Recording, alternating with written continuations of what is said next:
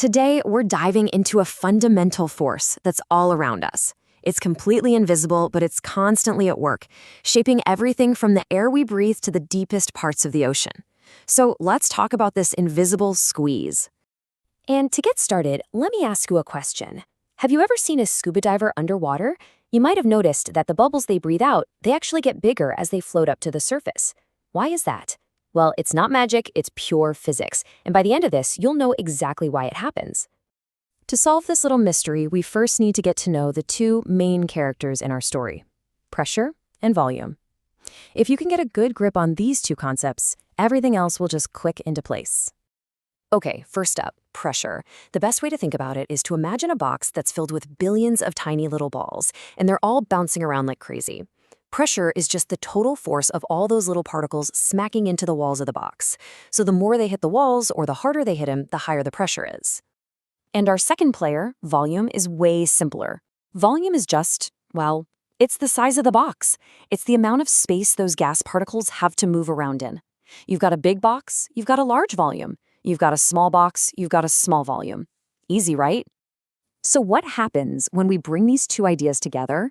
Well, the secret to our whole bubble puzzle lies in this really special relationship between pressure and volume, something a scientist named Robert Boyle figured out way back in the 17th century. And this is it. This is the big idea. Boyle's Law. It basically says that if you have a fixed amount of gas and you keep the temperature the same, the pressure and the volume are inversely related. Now, that's the key phrase right there. So what on earth does inversely related actually mean? You know, it sounds fancy, but all it means is they do the exact opposite of each other. Think about it. If you shrink the container, you decrease the volume, those gas particles have less room to fly around, so they're going to crash into the walls way more often. And that means the pressure goes up. On the flip side, if you make the container bigger, increase the volume, they have more room to roam, they hit the walls less, and the pressure goes down. It's that simple. One goes up, the other goes down. Here's a great way to think about it. It's like a perfect balancing act. If you squeeze the space and make it smaller, the pressure has to push back harder to compensate. But if you give it more room, the pressure can just kind of relax and ease off. It's this perfect, predictable push and pull. Now, this isn't just some vague concept. Oh no. This relationship is so precise and so predictable that it's actually a mathematical rule. We can calculate exactly how these things change. So let's take a quick look at the numbers. This little equation right here is the engine that drives the whole thing. P1 and V1, that's your starting pressure and volume. Think of it as the before snapshot. And P2 and V2, well, that's your after snapshot, your new conditions.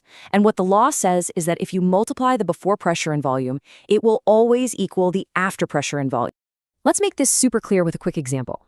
Okay, say we start with a pressure of 1 unit and a volume of 4 units. You multiply those and you get 4, right? Now let's say we squeeze that container and cut the volume in half, down to 2 units. Well, what does the new pressure have to be? It has to be 2, because 2 times 2 is also 4. See? The product, P times V, always stays the same. It's a constant. But, and this is a big but, there are a couple of really important rules to this game. Boyle's Law only holds true if 2 things stay exactly the same: the temperature of the gas and the amount of gas you have.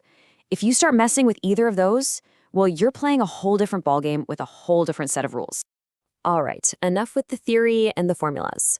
Let's bring this back to the real world, solve our bubble mystery once and for all, and see just how often this law pops up in our everyday lives. And here it is, the solution to our puzzle. When a diver is deep underwater, the sheer weight of all that water above creates a ton of pressure.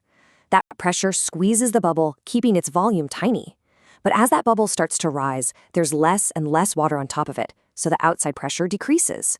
And with less of a squeeze from the outside, the gas inside the bubble is free to expand, and its volume gets bigger and bigger. Boyle's Law, in action. But it doesn't stop there. In fact, you are using Boyle's Law this very second. To breathe in, your diaphragm muscle lowers, which increases the volume inside your chest. That increase in volume causes the pressure inside your lungs to drop. And because the air pressure outside is now higher, air just rushes in to fill the space. Or what about a syringe? Ever wonder how that works? Yep, you guessed it. When a doctor pulls back on the plunger, they're increasing the volume inside the barrel. That makes the pressure inside drop, creating a little vacuum that sucks the liquid right in. And this last one, well, this one could actually save your life. When you're way up at 35,000 feet in an airplane, the air pressure outside is incredibly low. Boyle's law tells us that if we were exposed to that, the gases inside our bodies would expand dramatically. It would be, well, catastrophic. And that's exactly why airplane cabins are pressurized, to create an artificial high-pressure environment that keeps us safe. So really, the big takeaway here is that this simple little idea, this P1V1 equals P2V2, isn't just some dusty formula in a textbook. It's a fundamental rule of the universe that explains everything from a tiny rising bubble to the way our own bodies work to the incredible technology that lets us fly safely through the sky. Now, Boyle's law is incredibly powerful, but remember that one critical condition we talked about? It only works when the temperature stays constant. And that leaves us with one final, very interesting question to think about. What happens when you do change the temperature? What happens when you turn up the heat? Well, that's a whole other story.